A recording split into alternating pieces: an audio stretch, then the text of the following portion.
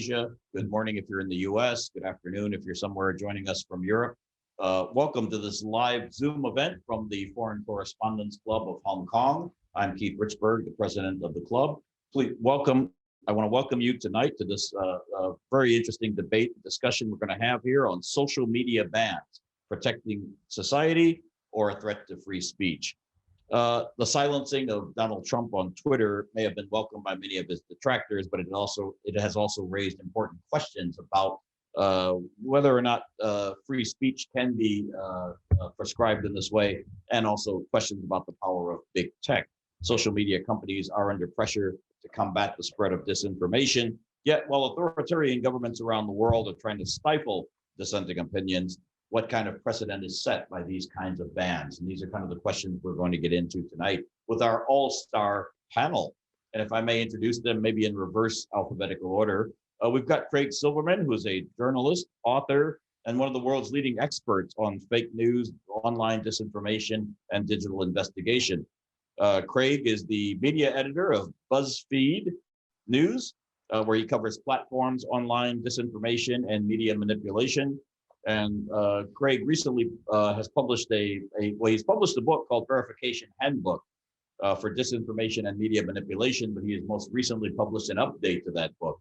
And he is a graduate of Concordia University in Montreal. So I think he's joining us from very cold Toronto. Welcome, Craig.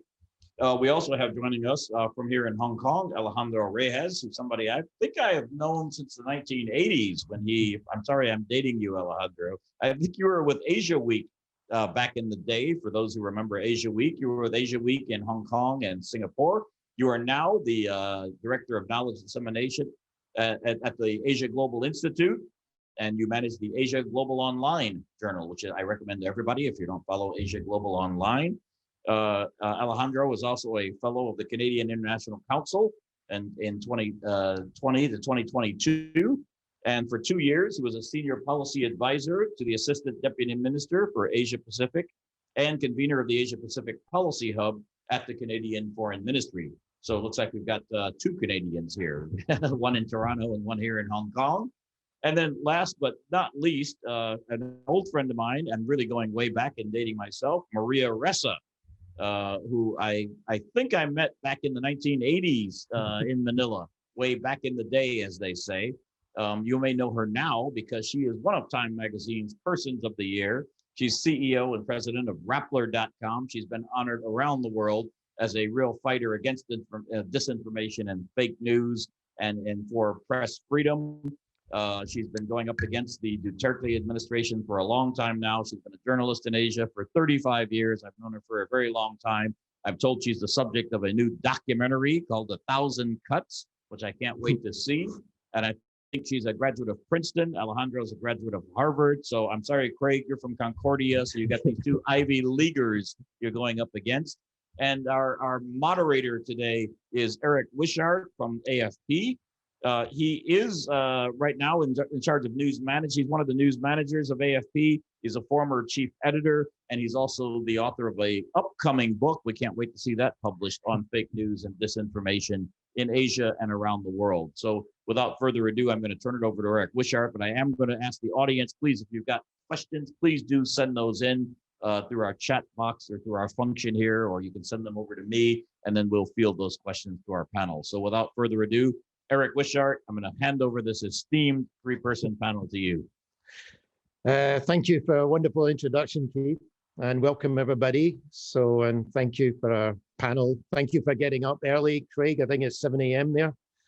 So Maria, I'd like to start the conversation with you. And first of all, I mean, I follow you closely on Twitter. Every time I see your smiling face, you're heading to court.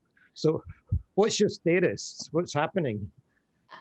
Since the last time we talked, I've gotten 2 more arrest warrants. So I posted bail 2 more times since then, 10 in less than 2 years. So I joke that I'm collecting them. I'd rather not. But, I'm in court. Last week, I was in court almost, I think, 4 days of the week. And we're going to face and fight all of these, the kinds of legal acrobatics to get these cases to court.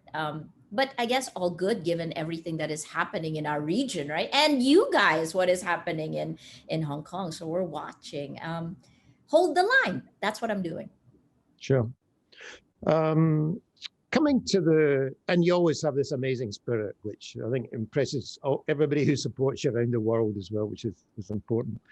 But I mean, coming to the topic tonight, I mean, there was a lot of kind of satisfaction in certain circles when Trump was finally kicked off of Twitter after years of insulting people, attacking the press.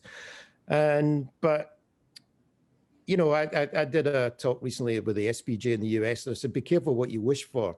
So do you think that and you've been a target of terrible online attacks. So what do you think, what's your assessment on the platforms banning people, essentially banning them from the platforms? Is this a good step to protect the individual, to protect society, or is it an attack on freedom of speech? You know, I'm part of the Real Facebook Oversight Board, which actually demanded this step. It is definitely not an infringement of freedom of speech. It is long overdue. I think Trump was not the first leader to be taken down. In fact, in our region, the military general who led the coup in Myanmar was banned by Facebook, along with a lot of other things. I think we have to think about this as, here's the public sphere, and what are the laws, what are the guidelines, so that you can have cordial, you can exchange ideas, you can actually talk, instead of having influence operations or hate, disinformation, and conspiracy theories thrown at you. I think this is a good first step, but it is far too little, far too late. I'd like to quote Bob Dylan. He said, "You're right from your side and I am right from mine." Okay. What happens if Duterte goes to Facebook and Twitter and says the same thing about Maria Ressa? You should ban her. She's a disrupted voice in the Philippines. What would your answer to that be? So first of all, I think you have to deal with, I thought I was stepping on Craig, but you have to deal with facts. Anyone can say ban this person, ban that person. And part of the problem is, when journalists were gatekeepers, the rules were very clear. There have to be rules. We agree that a red light is stop. Imagine if we decided that that wasn't the case, then it would be chaos. That's exactly what's happened when technology took over the gatekeeping role. They basically took the money, but abdicated responsibility for protecting the public sphere. Craig, Donald Trump got the headlines, but I was preparing for this discussion tonight. I think Twitter took down more than 100,000 accounts connected to QAnon. I mean, what is the scale of, I don't think people realize, what is the scale of the takedown of accounts by the platforms? Yeah, I mean, if you're looking, for example, at Facebook, which releases, I think, either twice a year or quarterly takedown numbers, I mean, you're getting easily into the millions, and even for, accounts that they're blocking at the point of creation, you're talking about billions. Now, targeted removals, which is a little bit more of what we're talking about, is a lower number than that, but they can very easily do, a purge of tens of thousands or hundreds of thousands of accounts. And this usually comes after they have allowed certain things to build up pressure on and on and on and on, until it gets to the point where often there is an example of real world harm connected to that particular, group, that particular ideology. And then all of a sudden they will say, all right, we are under our dangerous people and individuals and organizations policy, which is something that Facebook has and others have similar ones. We're removing everyone from, say, QAnon. And so it's true that, around the same time that Trump was being removed, and, we saw a big purge of QAnon accounts. And I think this is, there's legitimate questions about what is the methodology that these companies use to remove accounts, and to remove them based on what they're saying, not necessarily them using a fake identity or things like that. And that is a really important standard here, because there's no question that they should have the ability to remove people from their platforms. They should have policies, they should have rules, they should obey the laws of the land of where they're operating, which obviously creates some complications given there are some bad laws. But at the same time, it's like, are they enforcing these things evenly? And are they even able to enforce it? With QAnon, it's connected to an ideology that has become increasingly violent. And with Trump, it was the last straw was an actual violent insurrection in the Capitol. And so those are relatively high bars. If you think, well, we're not going to do anything until there's actual people dead as a result of these messages, that is actually a very, very loose policy compared to what their legal framework often is in certain places. So yes, the purges are larger, and they often come as kind of, they do these mass removals after they have allowed a certain amount of activity to take place for a long time, and then something pretty bad happens, and they say, all right, enough of this. Obviously, this isn't done manually. So how does it work? What is the algorithm that pushes your account off of social media then? There actually is a fair amount of manual work done with this. I've sources that we have currently and formerly at Facebook have sort of talked to us about how these teams start to designate accounts and people for removal. And so there are people at these platforms whose job it is to look for people who are breaking their policy around, hate-based individuals, I think is the term that Facebook uses, as well as dangerous organizations and individuals.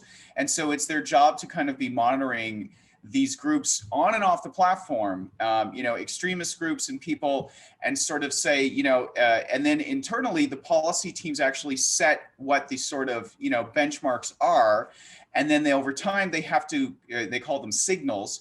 And over time, they have to collect enough examples from particular accounts in order to say, look, they have met our signals, criteria, and then they make a recommendation. But what will happen for a larger ban is going after a particular group or community. So it could be a group like, the Proud Boys or the 3%ers, and they have to monitor their ideology and what their individuals are saying, what the leadership is saying, how they define themselves, and does that organization rise to level? And then if that happens and they identify what the keywords are, the terms are, the signals are, then an algorithm could actually go and do a mass, identification for removal. And there's, I think, some manual oversight of that. But there is an element of automation, and this is where we get into false positives, where sometimes they, in the effort to remove accounts, they remove the wrong ones and have to then put them back on. So, they can make mistakes in a wide variety of ways.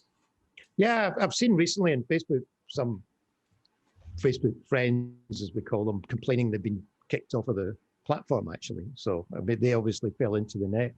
As a journalist, Craig, do you support this, or is this an attack on freedom of speech?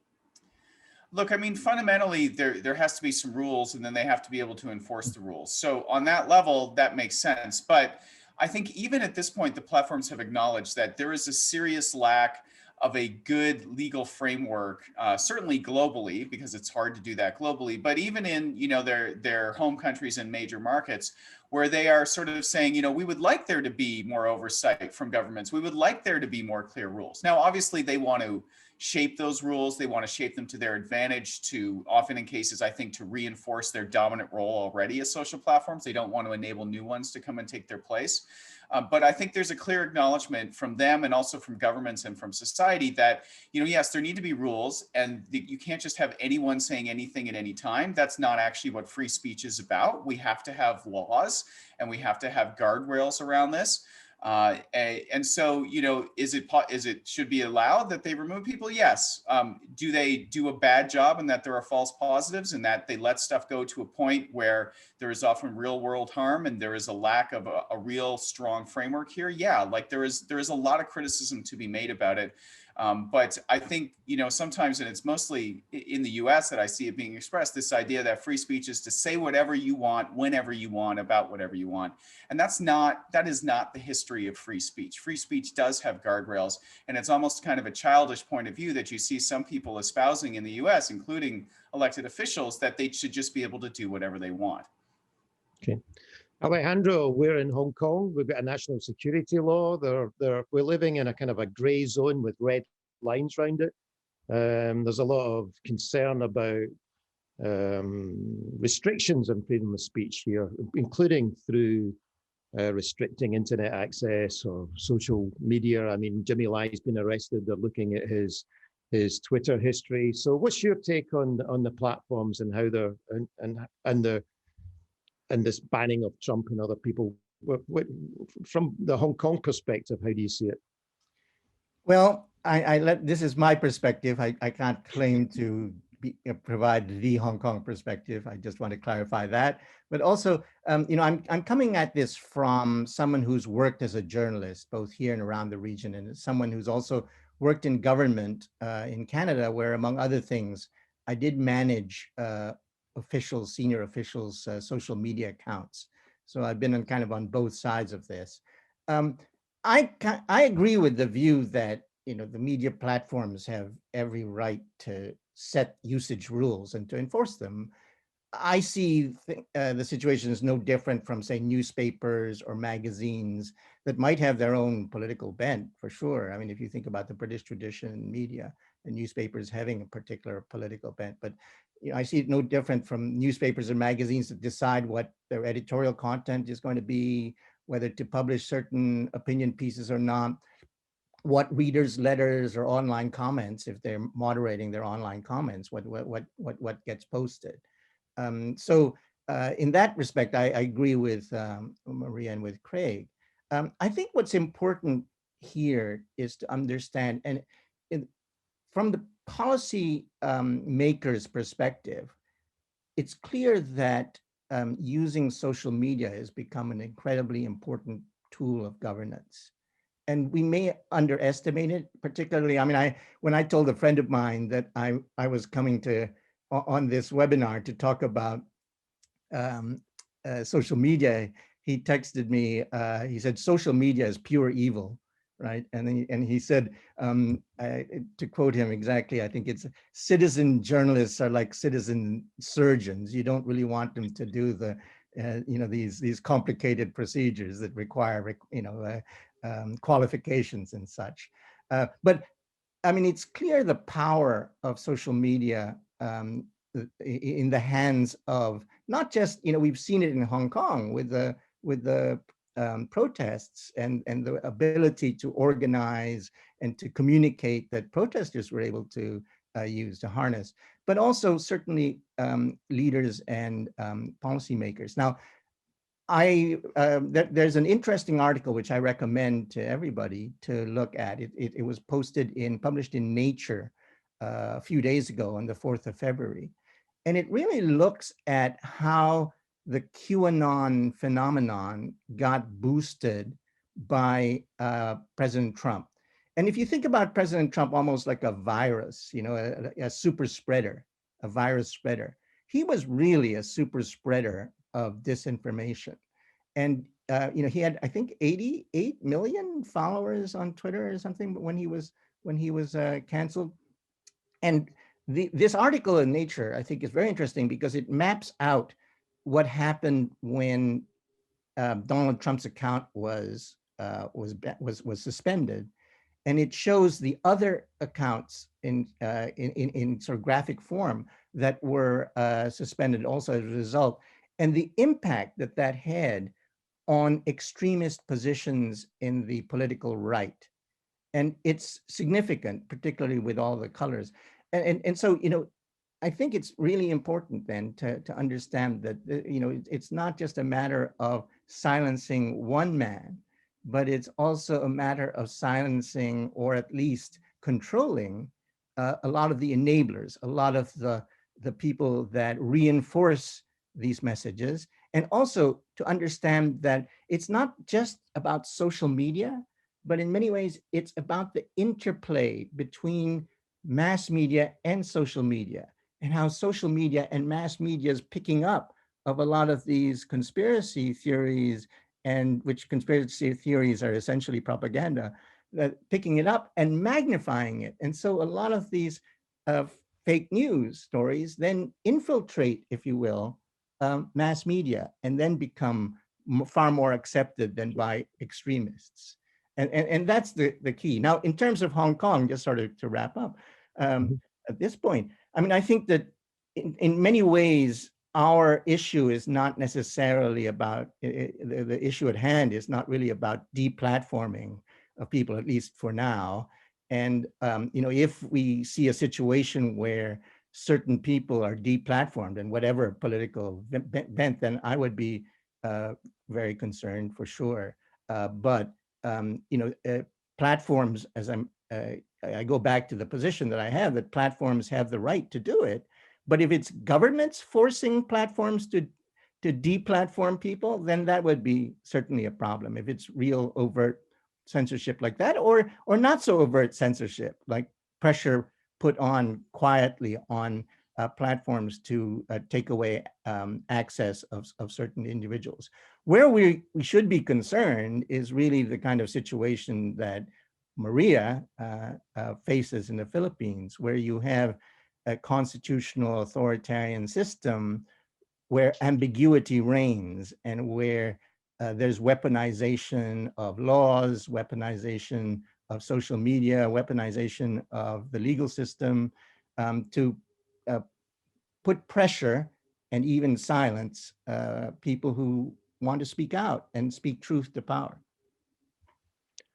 Last week, the chief executive of Hong Kong, Carrie Lam, said that they were looking at introducing a fake news law in Hong Kong. She was quite honest about it. She said it was complex, and that they would look at fake news laws elsewhere. Maria, as someone who's been subject to terrible harassment online, what's your feeling about fake news laws?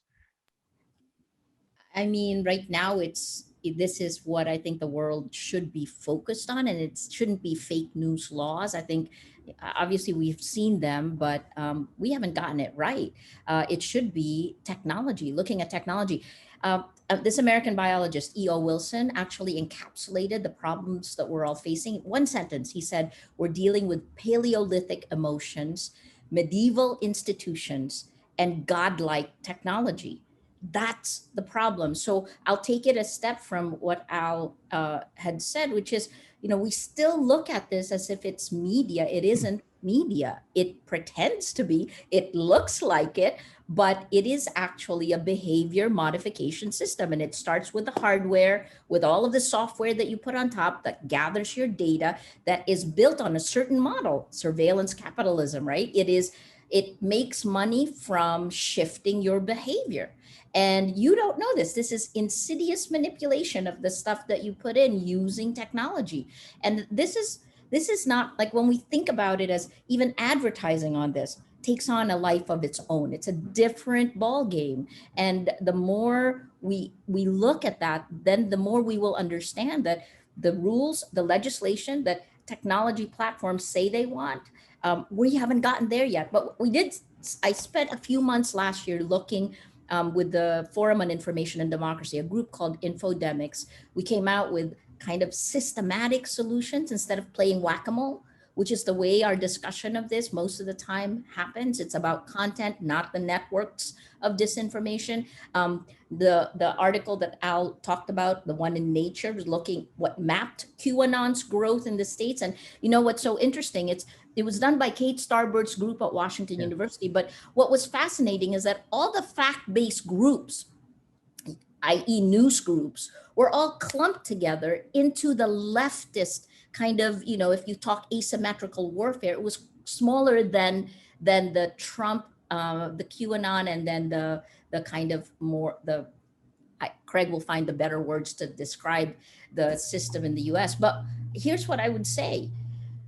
The reporters, the journalists, the news organizations reporting facts are getting lumped, are getting painted in a system when all we are doing is telling you what the facts are, right? So if it's perceived as leftist, okay, how do you say holding a cell phone is perceived as leftist? It's also a perspective of the viewer and the society. So, and I'll shut up. The last thing I will say is that there is emergent behavior that social media is enabling, because when you get 2.7 billion people or accounts at scale, at this kind of scale, like the birds flying south, it puts pressure on all of us. And that pressure has become mob rule. It has become chaos.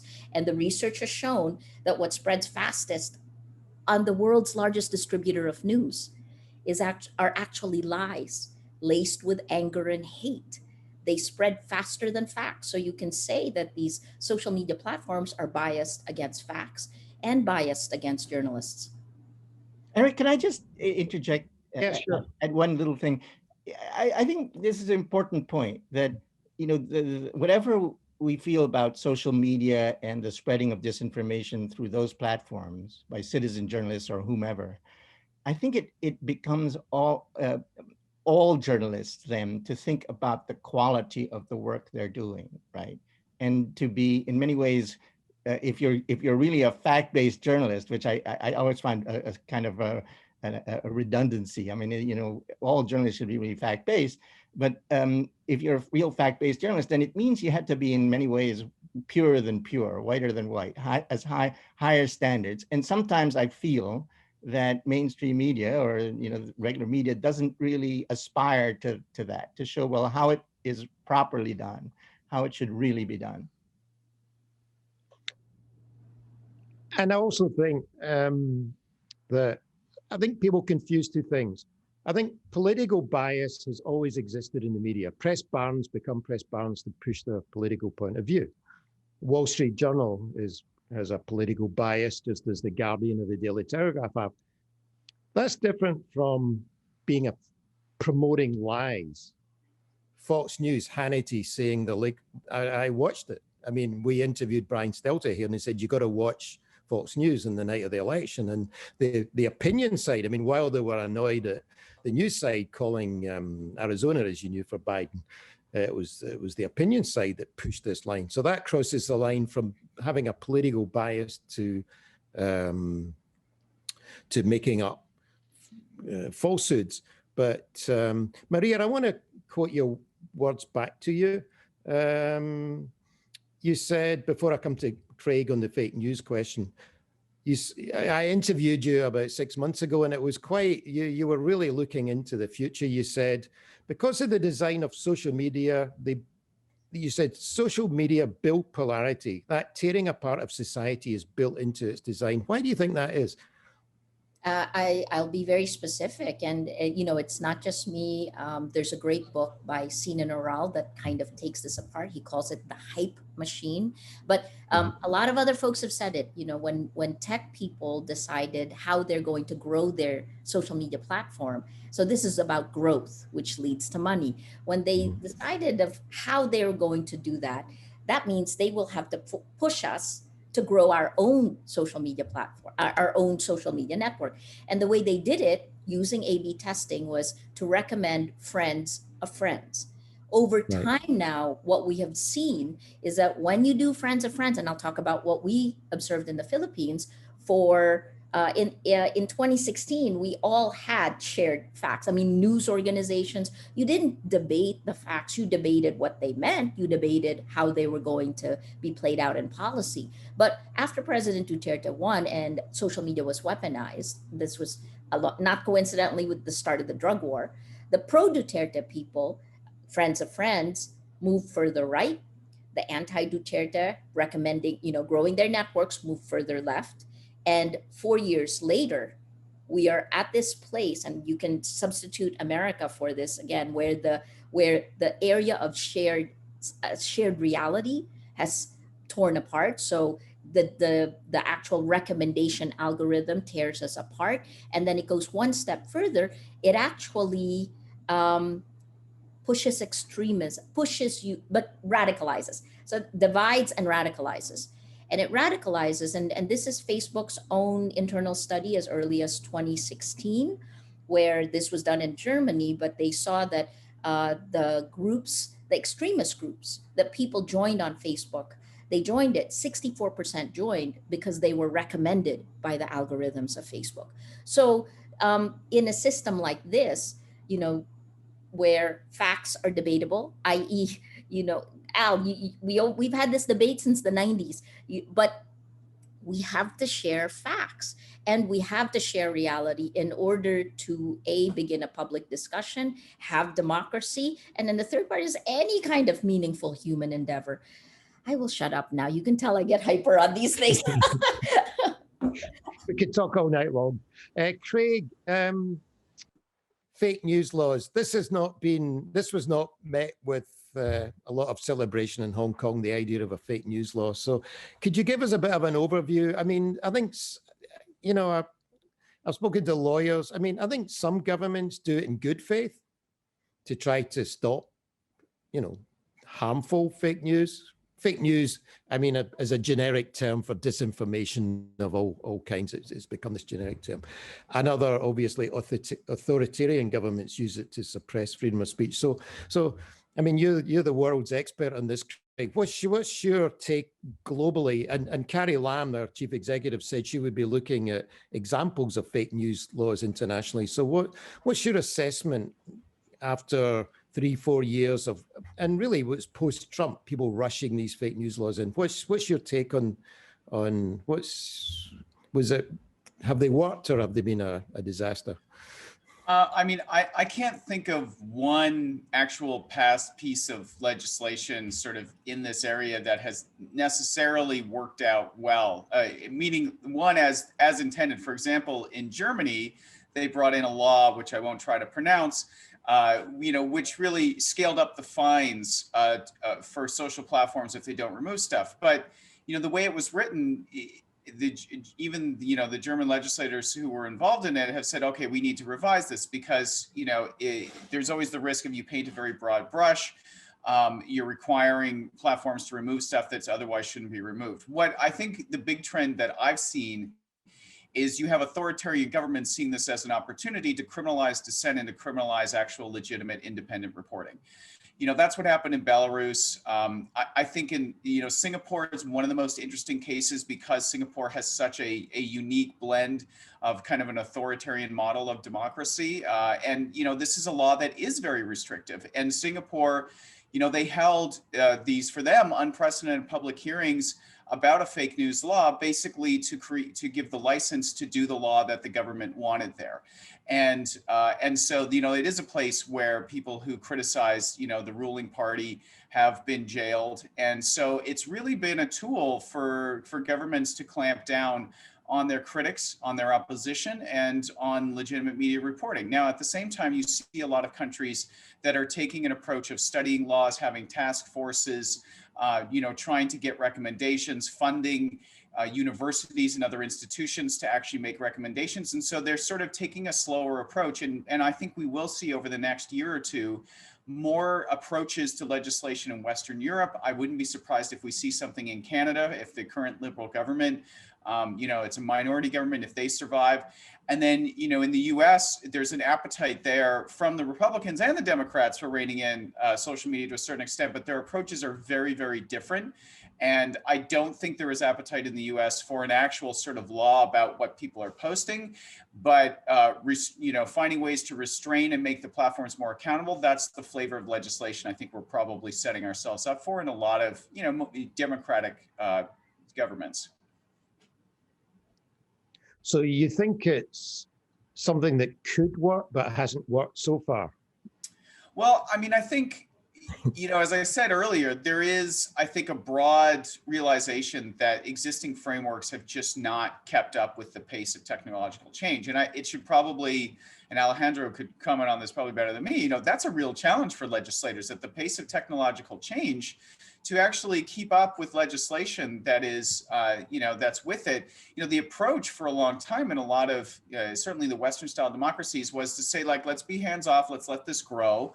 And so things have really gotten to a point where I do think we're going to see frameworks of legislation around accountability for the platforms, around thinking about how they translate whatever their particular government and society's values are around free speech and other elements like that. How do they translate that into, you know, regulations around the platforms? I do think we'll see more along those lines, but I don't think we'll see the branding of a lot of them as fake news laws. That's almost feels like a 2016, 2017, 2018 relic at this point, which is probably a good thing, right?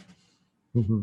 It was quite interesting. I mean, if you look at the neighbors, Malaysia and Singapore went through a very elaborate process. They went to the British Parliament. I was at a fake news discussion in Brussels with Charles Chong, I think his name was, who chaired the select committee in Singapore, whereas Najib's government adopted the fake news law in Malaysia from one day to the next.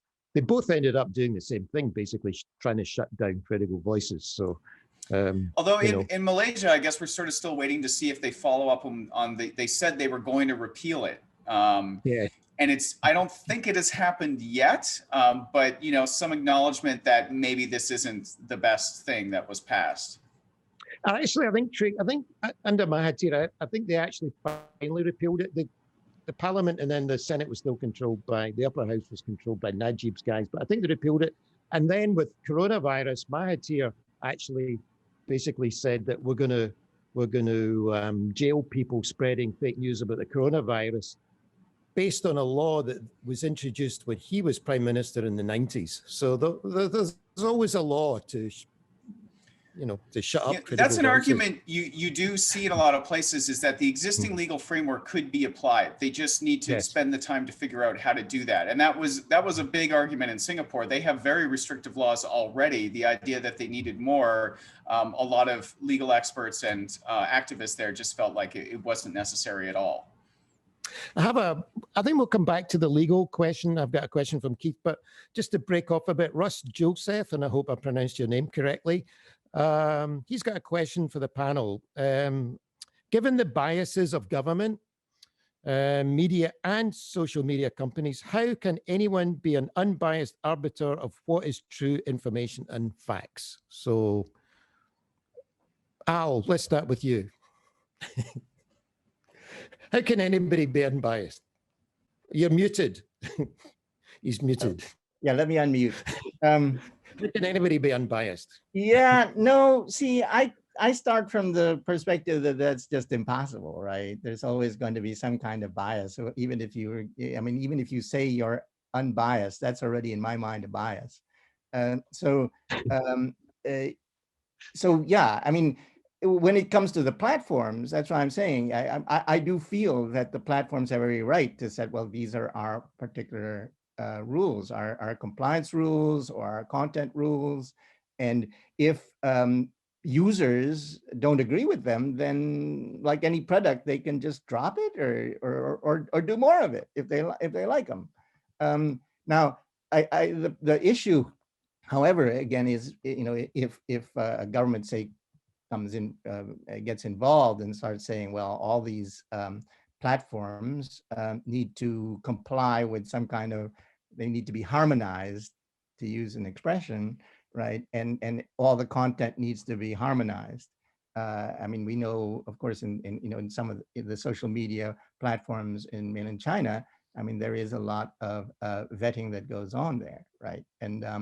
And the example of Clubhouse, right? I think that's the most recent example where we just— Can you explain what, not everybody, I just joined Clubhouse yesterday to discover today China had banned it. So can you explain what Clubhouse is? Well, how do you explain it, actually? It seemed to be a phenomenon. I only very recently experienced it. It's like a phenomenon where people can create rooms and have— Craig, you can explain chats. Clubhouse, Craig. Yeah, maybe Craig is much better at it. I mean, sure. You know, I think the shorthand a lot of people are using is that it's an audio-based social network. So instead of kind of people being in like a Facebook group and posting memes and videos and text messages, Clubhouse is all about audio. And so as Al said, you know, you can create a room and you can have people talking and you can choose who's able to talk. You can have people ask questions. And so it's a place where you know, obviously it's from Silicon Valley, so a lot of VCs, there's a lot of conversations about tech, but there were some very interesting political conversations happening between, you know, people in mainland China, people in Hong Kong about, there was a recent chat about Tiananmen Square. And so there were a lot of political discussions happening there on a wide variety of topics. There was a discussions on the Uyghurs, on Taiwan, on a number of these very sensitive issues, indeed on Hong Kong and other issues that now, of course, for mainlanders, the access is now impeded. Sorry, to get back to your question, I think that, you know, it's hard to deal with it, but I would agree, you know, I would go back in terms of, you know, laws such as fake news laws, such as in Singapore. I tend to believe that it's unlikely that a government will create a law that will appeal to people who are strong believers in the freedom of expression. So I would start from that. I would tend to agree that perhaps the avenue is more, regulations that we might see that will govern the internet, tech giants, the content that users post online. I think the researchers, in fact, involved in the Nature article that I mentioned, were talking about how the Biden administration should really conduct a comprehensive review, a full review of social media, looking at the algorithms that drive the search and recommendation engines, and look at really how technology companies are profiting from spreading this disinformation and conspiracy theories. Because I think where that in those issues, I think there would be a lot of room for some kind of government regulation, if not guidelines. And I would, in general, want to leave it to the platforms themselves, in the sense. But can you do that? I don't think so. I really don't think that that's possible. Maria's, right. Maria's nodding, shaking her head. I've got a question from our distinguished FCC President, Keith Richburg, and I'm going to ask you this, Maria, because you're in the firing line. Smartmatic voting machine company just sued Fox News for $2.7 billion for disinformation and I don't know if I mentioned it earlier, but the New York Times, when Dominion and Smartmatic sued Fox News and I think Giuliani, a few others, they ran a headline saying lawsuits take the lead in the fight against disinformation, which to me comes over as a fairly positive kind of headline. I mean, are defamation laws a good way to deal with disinformation? Or can defamation laws, and I'm talking to somebody who's I'm not laughing. No, you can laugh. It's okay. Who's facing, yeah, but somebody who's facing 6 years in jail for what they call cyber libel, or can defamation laws be abused by governments to suppress critical reporting? So would you go along with the New York Times headline that lawsuits take the lead in the fight against disinformation? Do you think this is the road to go down? So that was fascinating because remember, Trump did file cases against journalists, right? And government doing it against journalists, I think, is in the Philippines at least. That's been the norm. And at this one, I think they meant to flag it because it's the first time that someone maligned or groups that were maligned. Because if you tend to be part of old power, your reaction to all of the flood of lies that come first on social media and then pop out on traditional media. The work by Yochai Benkler and MIT actually showed you that the Pizzagate, for example, which started on RT, was picked up and zoomed by Fox, right? And so we know this. There is this pattern and trend. Well, this was the first time that people took, not the first that the New York Times pointed out that they took action. And guess what? It got it got an immediate reaction from Fox.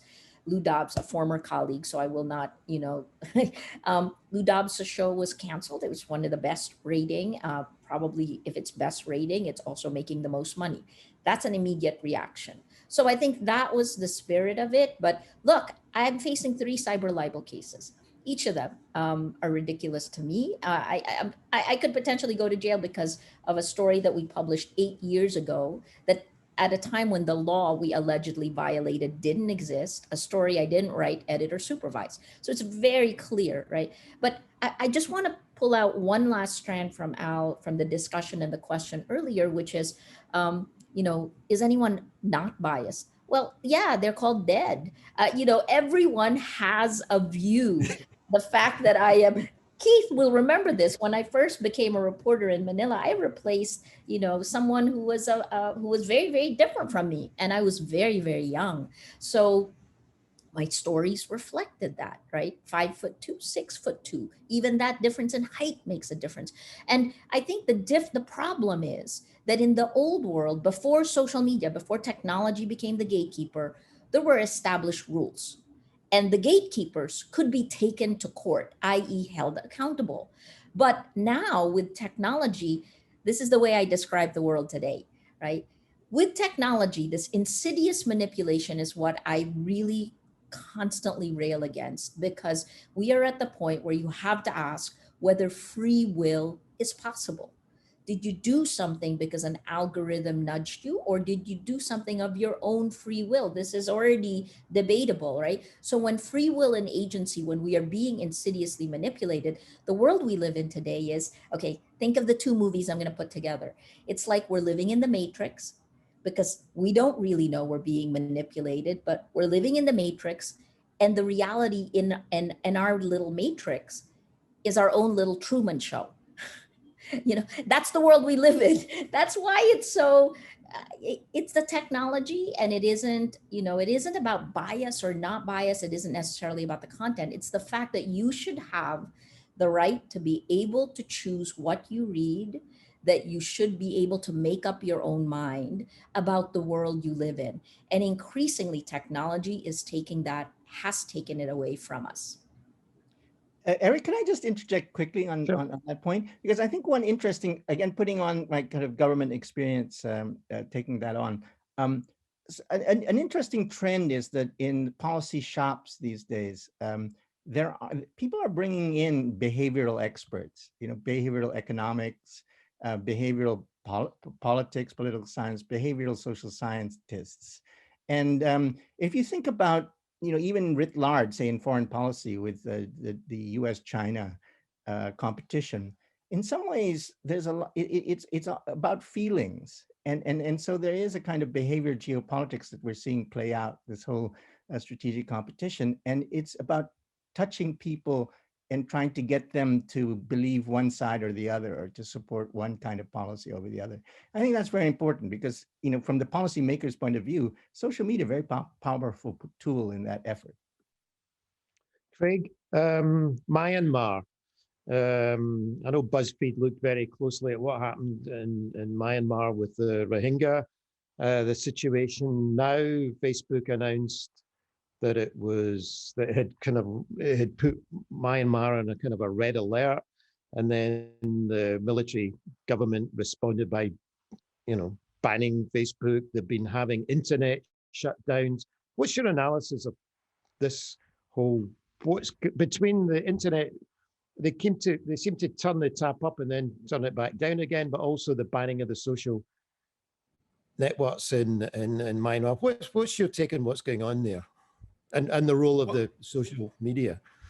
Well, I mean, the fact that after a coup, a government is restricting or turning off social media access and internet access. That's basically the authoritarian playbook. So that is something that we've seen elsewhere, and that's not surprising. I mean, the story of social media and Myanmar really is a story really about Facebook, because Facebook is, for a lot of people there, the internet.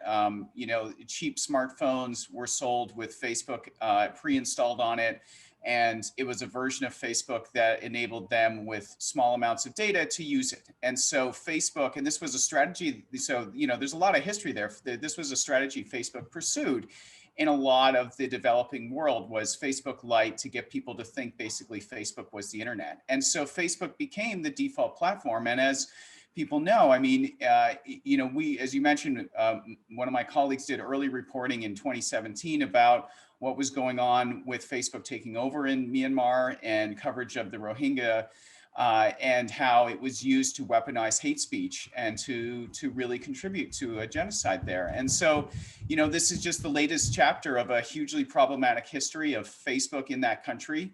Facebook has, been more active in recent years, as Maria mentioned, not just banning people who are spreading hate speech, but actually going after the generals, and removing lots of pages and lots of groups linked back to the military in Myanmar. And so it's in that level, because Facebook is so important and powerful, it's not surprising that in the aftermath of a coup, they seek to restrict it, they seek to turn it off.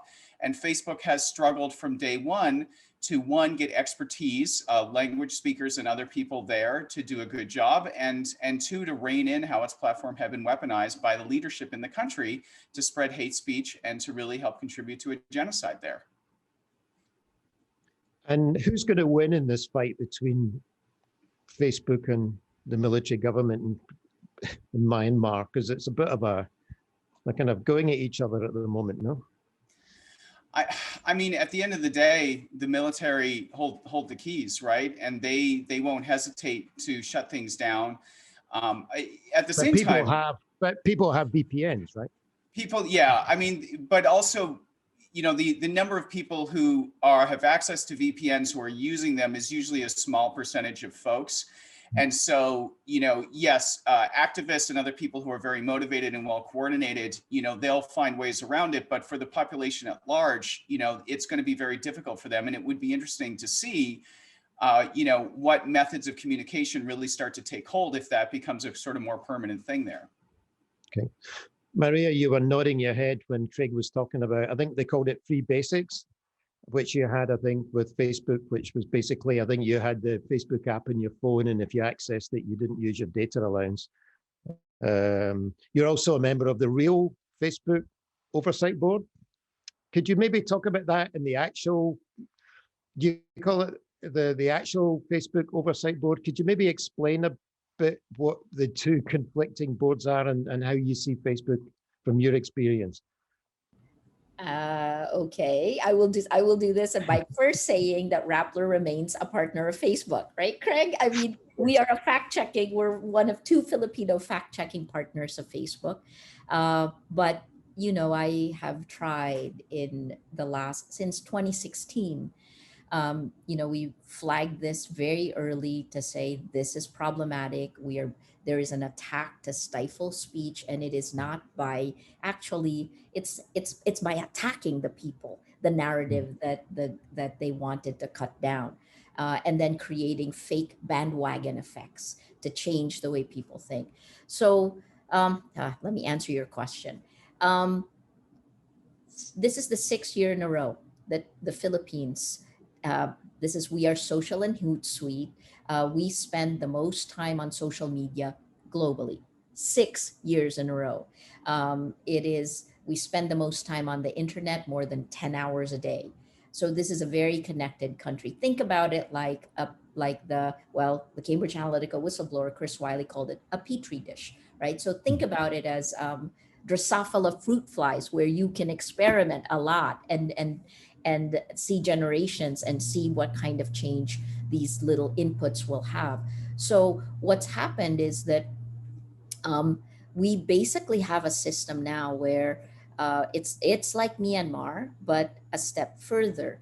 And our partnership with Facebook at the very beginning, I have lots of friends inside Facebook. I have lots of friends on the oversight board that they put together, but it's not enough, and it is a lot more about denial.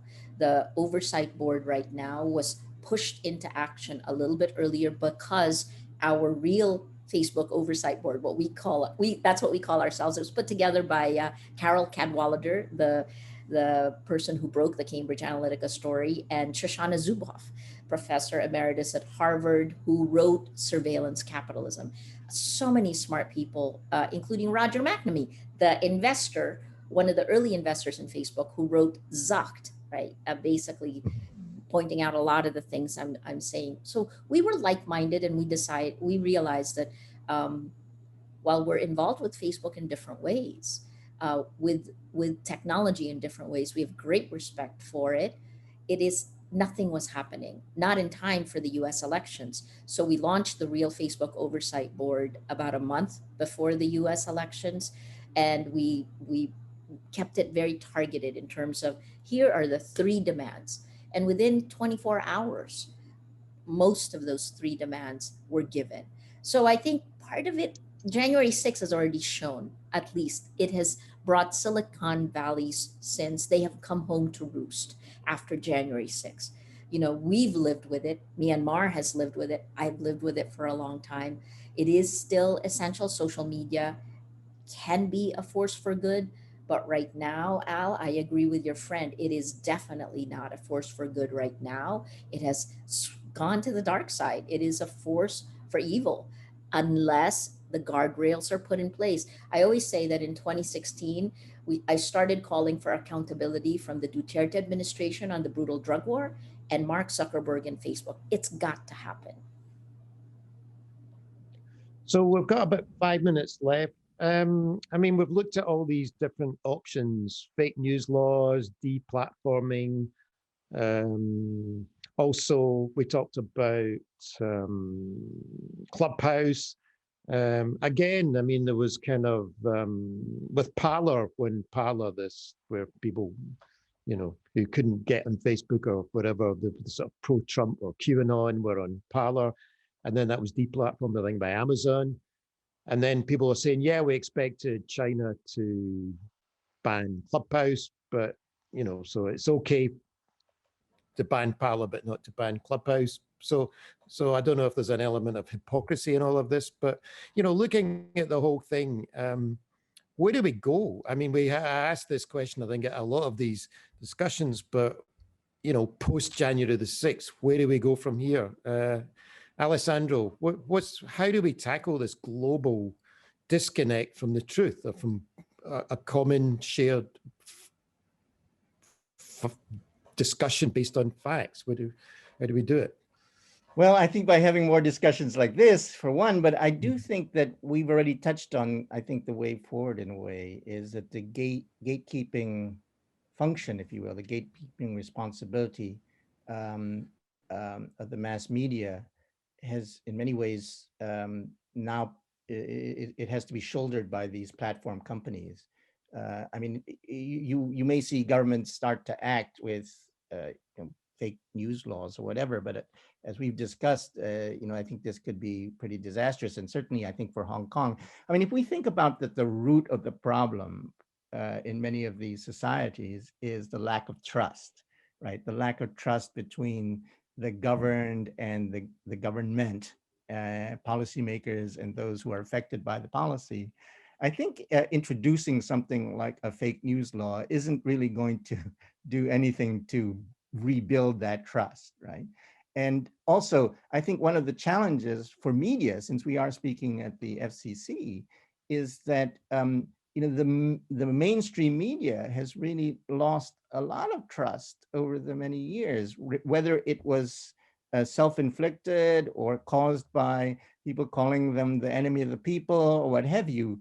And I think, you know, a lot of responsibility is for the mainstream media themselves to find ways to rebuild that trust and compete with that social media by being, as I said earlier, you know, in many ways, purer than pure, better than ever, and working really on the basis of facts. And you know, fact checking died a long time ago, right? In the industry. I mean, I remember the days when we had a lot of fact checking in Asia Week, and then of course that a lot of that died, right, with the internet. So, and lastly, I would just say with policymakers, I think policymakers really have a responsibility, because whilst social media is a very powerful tool, it can certainly be abused. And so that it's not just about the platforms understanding what the guardrails are, but the policymakers who are trying to use social media to get their policy messages across, they have to shoulder certain responsibilities too.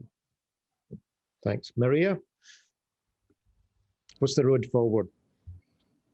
The platforms that distribute the news today, the world's largest distributor of news, are thinking fast platforms. Daniel Kahneman's book, Thinking Fast, Thinking Slow. Al mentioned it's emotional, right? So it manipulates you emotionally. Journalism, democracy, trying to find solutions to climate change, to the coronavirus. These are thinking slow processes. So, you know, something's got to give. And what has given is our ability to actually collaborate and work together for solutions to some of the world's biggest problems that we're facing at this moment. So that goes back to, okay, then perhaps the distributor of news should not be a thinking fast platform, right? It goes back, for me, the first step is, please stop the poison, the virus of lies that come into our information ecosystem. And that's got to be legislation. Then journalism has to survive. That means we need help to survive the coronavirus, because journalists are the ones who will take the risks to speak truth to power. Craig, you were the visionary. You wrote the verification handbook before anybody knew we needed verification, online content. I mean, you set the standard, and where are we now? I mean, you know, you updated the verification handbook, but is the verification handbook the tool we need to fight lies, disinformation, post-truth? I mean, if you were starting again now, would you say to the world to fight this? Well, I mean, I think two sort of big buckets of this. One is if we're talking about the platforms, Maria talked about some of the kind of behavioral manipulation that is core to the way their products behave. And also, I think another thing that is core to them is obfuscation and a lack of transparency. And so I have a hard time imagining really great laws around speech for this stuff. I think legislating around transparency and legislating around behavioral manipulation and setting some guardrails on those things may actually be doable. And so I think if we need to have legislation, those are areas that I think could help. And then, you know, to go back to the verification handbook, the sad thing is we published the first handbook in early 2014. And the sad thing is that the skills that were in that first most basic handbook are still not widespread in newsrooms. And if, you know, and that's a small part of the challenge. The bigger part of the challenge is we have to build resilience among the populations of people around the world to navigate a very different and chaotic information environment where they have more responsibility about how their attention is being spent by them, but also understanding how easy it is to manipulate them and information in this environment. And so that is the big challenge that we have for governments and societies around the world, is how do we actually create populations and support populations to navigate this world well, to give them the tools, not to say here's good media and here's bad media, but to actually find good quality information that is useful in their lives. And that is a long-term project, but we have to be investing in it now and testing ways of teaching news literacy and engaging in this environment to see which ones are actually best. Because right now we don't really know the best things to be teaching people. That's the challenge as well. We need to be trying things, studying them, testing them, and then figuring out how we can get this to people of all ages and as much as possible around the world, because that would certainly reduce the amount and the spread of false and misleading information. We're 2 minutes over, but I just want to ask you one last question, Craig, which is, we talk about laws, we talk about regulation, we talk about the platforms, we talk about governments. Where do you place individual personal responsibility? Be your own gatekeeper. Where do you place that in it? I think it's actually higher now than it's ever been, perhaps before in human history, because we have this wonderful abundance of options. But with an abundance of options and with the ability to have information instantly, and for us also to be vectors of spreading it, that responsibility is greater now than ever before. And this is why that element of resiliency and equipping people to navigate this universe is so important. I mean, that is a big thing everyone needs to understand. You know, your attention is valuable, and the way you spend it, particularly on these platforms, helps determine what spreads and what doesn't. And so we all have a role. Thank you. So we have a bit of a recent tradition. Can you have a recent tradition, Keith? But we're going to ask you, what books are you reading? What books would you recommend? So Alejandro, what are you reading? Well, I too, actually, I just received this, so I'm going to, this is my reading for the Chinese New Year holidays. It's called Interior Chinatown by Charles Yu, who is a writer on Westworld. It's apparently gotten very good reviews, so that's kind of what I'm going to be reading next few days over the 4-day weekend. And I've been reading a book called Le Vif Rouge, The Red Life by Hans Ekman. It's a book on the Communist Party of China. Got to understand the Communist Party of China nowadays. Craig, what are you reading? Yeah, so I was fortunate. I got an advanced copy of the We Are Bellingcat book from Elliot Higgins, the founder of Bellingcat. My cat is jumping up here, pardon me. And so I've been reading that. I'm almost done, and it's, you know, for me, it's a wonderful kind of trip down memory lane of seeing what Elliot was doing when he was just a random guy blogging under a pseudonym, and how Bellingcat was built, and how verification and investigations, digital investigations, have come a long way. So I think journalists, it's an interesting book for journalists as well. Another one I recently read is called Subprime Attention Crisis by Tim Huang, who used to work at Google. And that is an investigation into digital advertising. And he's basically arguing that there is, you know, just as there was for for subprime mortgages, we have a subprime attention crisis brought on by programmatic advertising. So if anyone is interested in the elements of digital advertising and how that how that can be really abused and manipulated, that's a good read as well. And it's a fast read. It's a small book. And viewers who are not familiar with the Bellingcat, they do fantastic work. So you should definitely look at that, and can't wait to see that book. Maria? I also just read We Are Bellingcat, and I'm looking forward to seeing it actually published. And it was a good way of kind of infusing some optimism again, that, it's a different look. And we lived through it already. So, right now I'm reading this great book. It's very short. It's called What Tech Calls Thinking. It's by Adrian Daum. I don't know if you've seen it, but it's about 150 pages, and it's really interesting because, people in tech throw out a lot of phrases. This is fail fast, fail forward, right? All things like that. And then you go back to like, well, that came from Waiting from Godot for Godot. It was a Beckett quote about, the drudge of life that will never actually shift. So it's a great kind of pull back. And then if you still haven't read Surveillance Capitalism, it's very long, but it's very good and truly important to try to understand what's happening today. Thank you. So I would just like to thank everybody for joining their discussion. We could talk all night. I would just like to thank Craig, Alexandro, and Maria again. Stay safe, and happy Chinese New Year when it comes next weekend. Okay. Hope to see you soon. Thank you. Good night.